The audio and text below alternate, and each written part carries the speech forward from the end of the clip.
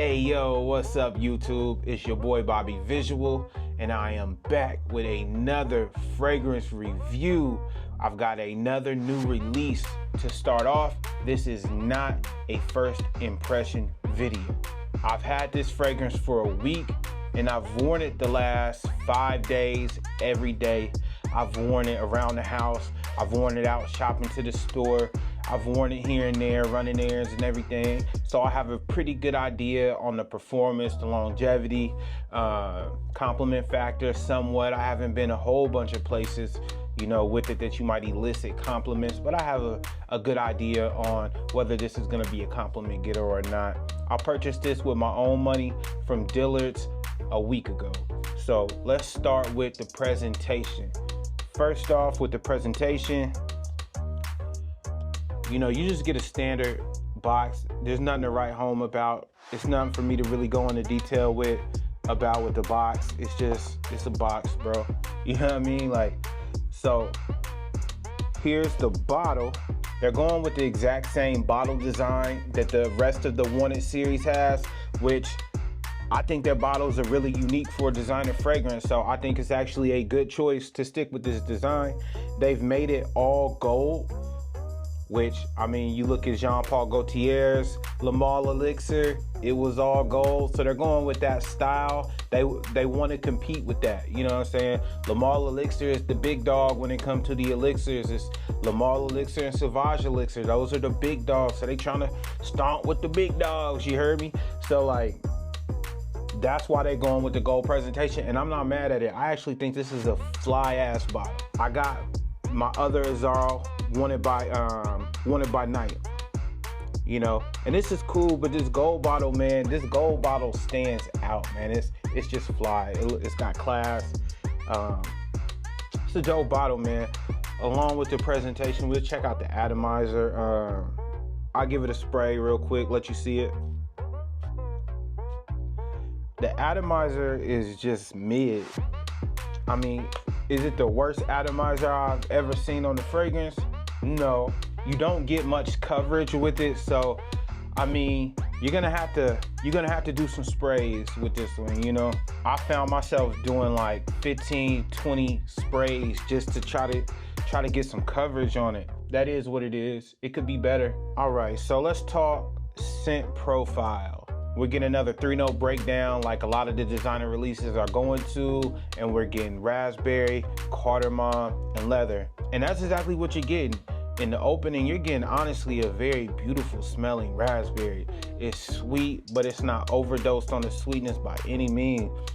It's super pleasant. That first 10 to 15 minutes that you get that raspberry in the opening, that's an intoxicating, really pleasant, beautiful scent. But once it dries down, it becomes a slightly sweet leather fragrance. And it's a very pleasant, easy to wear leather too. It's not aggressive at all. Some leather fragrances are not that appealing. They're not that mass appealing to a lot of people. Not like ombre leather. Ombre leather smells great. It's a great leather smelling fragrance, but it's not that appealing to everybody. Everybody just don't want to smell like new car leather, you know what I mean? But this is done in a very pleasant way. I really like how they've implemented that leather. My only issue with the scent profile is this. That raspberry smells phenomenal. It's beautiful. But it lasts like 15 minutes, and then you just get the most faint hint of it in the background. And the main character of this fragrance is leather. I mean, it's a leather scent, which is not bad.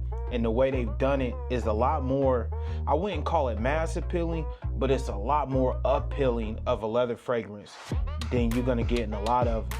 So, you know, A+ on how they implemented it, but I would have loved to see that raspberry stick around throughout the fragrance, because if it did, this would be a compliment monster. I'm telling you, if that raspberry was a more stronger player in the fragrance, it was gonna be a compliment monster. Not saying you won't get compliments with it. I'm just saying that if that raspberry stayed like the opening, you were gonna get a ton of attention off this fragrance because that opening is that good. With that being said, there is a fragrance that I would compare this to. And I would compare this fragrance to another elixir. And that is Ralph's Club Elixir. This fragrance smells like Ralph's Club Elixir. Ralph's Club Elixir is a leather dominant elixir with a sweet lavender in the background. This is a leather dominant elixir with a sweet raspberry in the background. And once they both dry down, they're really not that dissimilar. It's like you can tell a difference, but there ain't that big of a difference. It feels like, to me, they said, we want to make an elixir and we really liked Ralph's Club Elixir, and we're not trying to directly clone it, but we need something like that. So they decided, instead of doing lavender, let's add raspberry to it. That'll differentiate it enough where we won't get called a clone. Except for when it dries down, it is super, super close to this. That's where we gotta move into the next segment of this video. Performance. Ralph's Club Elixir, great performer. It lasts, it projects, people are gonna pick it up. I really love Ralph's Club Elixir. It's also a beautiful scent with a sweet lavender tucked in the back. You can pick it up throughout the dry down versus the Wanted Forever Elixir, whose the sweetness is kind of tucked in the background a little bit and lets the leather start. So this is my other issue. The performance of this is very mid. This is a parfum concentration, and this is a skin scent. You can't overspray this. I've tried. I've went 20, 30, even 40 sprays, just trying to see, okay, can I get better performance if I spray more? Because my theory was this: the atomizer is not that good, so I'm not really getting the coverage that I would get out of other fragrances. So maybe I just need to double or triple up on the sprays to try to match other fragrances, because this is a parfum concentration. No sir, you can't overspray it. I've oversprayed this, and guess what? You're not gonna offend anybody with 40 sprays, 30 sprays. You're not gonna get any more performance out of it. It's not that it doesn't last long. It lasts a decent amount of time, 6-7 hours. The problem is this scent doesn't project. It does leave a nice sillage when you walk past. So you'll get a little scent trail, but you're not filling up a room. You're not projecting. After about 20 to 30 minutes, you're gonna have 1 to 1.5, maybe 2 feet of projection at tops. You know, for the first 15 minutes when that raspberry is really hitting, you're getting some projection. That raspberry projects out really nice, but after 15 minutes, it's gone, and so is the projection. Then you're down to a CI scent, it's a skin scent, it's a scent trail scent, which is nothing wrong with that. I would say this would be a very dope office scent because it's not offensive.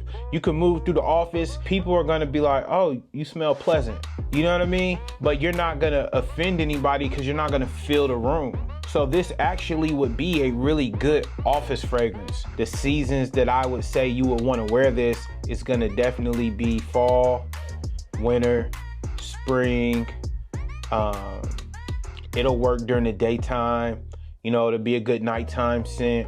I probably wouldn't reach for it during the summer, but I mean, I'm not gonna call this an all-weather scent, but I think it's inoffensive enough that you could wear this during the summer. Like, I think you could just wear this whenever you wanted to, because it's just not that strong where it's gonna really overpower too much. But I don't know, hot summer days, I personally would not reach for this, you know. But if it's your only fragrance, go ahead. So I touched on this a little bit earlier, but I really want to talk about this again. I want to talk about the concentration of this fragrance. This fragrance is a parfum. A lot of people have this perception that the higher the concentration equals better performance. Well, this fragrance is proof in the pudding that higher concentration of oil does not equal better performance. It's more complex than that. A lot of performance has to do with the ingredients, and sometimes higher oil concentration fragrances actually sit closer to the skin and project less. It doesn't mean it performs worse as far as longevity, but the projection on high oil concentration fragrances sometimes are worse than, say, an eau de toilette. What do I really think about the fragrance? How do I feel about it? I think it's a great fragrance as long as you know what you're getting. But here's my issue with it. I went into the store because I wanted to buy the new Dior Parfum. I wanted to grab that to review for everybody. When I got in there, I smelled the Dior Parfum, and then I smelled Wanted Forever Elixir. The Wanted Forever Elixir in this store blew me away. I'm like, oh man, this is nice. That's why I didn't do a first impression, because I smelled it in the store. So I didn't want to give a fake first impression just for content. I'm trying to keep it real with everybody, so you know when you come to me, you're getting that authenticity, you feel me? I said I'm gonna give this a week before I film this. I'm gonna give it a week. I'm gonna wear it every day. And I almost wore it every day. It was one day I didn't wear it, but I've wore this every day this week. It's just slightly deceiving, because when I smelled it in the store, I smelled that opening with the raspberry, and it was phenomenal. But that isn't what you're gonna be wearing. You're only gonna get that opening for 15 minutes, and then it's gonna dry down to a leather scent that's gonna sit really close to the skin. So do I think you should go out and pick this up? I'ma say it's a cop. Even though it sits close to the skin, the leather is done beautifully, it's done well. The only thing I'm gonna say is I personally would wait for this to hit discounters, and I'd rather pick this up for the $70, $80 range versus full retail.